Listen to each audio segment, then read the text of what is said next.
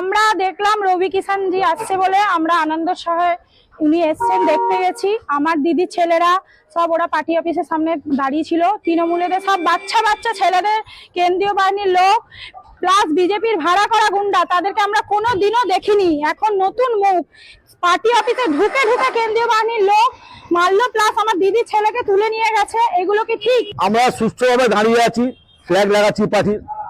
হঠাৎ এলো রবি কিষান আসবে, আমাদের ঠিক আছে, রবি কিষান আসবে ভালো কথা, আমরা দেখবো দাঁড়িয়ে মানুষ তো দেখবি যেটা আসছে আসছে, ঠিক আছে। আমরা হঠাৎ সিআরপিএফ ঢুকে আমাদের মারতে শুরু করলো, ভাঙচুর শুরু করলো, বলছে মারকে ঢুকা দেবে একদম। এইসব কি কথা?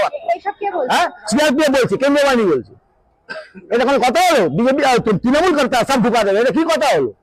তৃণমূল করতে হবে যাতা যাতা অক্ষত ভাষা গালাগালি, সেটা বলা যাবে না, মুখে আনা যাবে না, হিন্দি যেরকম বলে। হ্যাঁ, যা তা একটাই কথা, না ইয়া সে মত তৃণমূল করতে বারণ করছে। ওরা বলছে মোদীকে না তৃণমূল বন্ধ করো বন্ধ করো বন্ধ করো বলছে, যা না তাই অত্যাচার।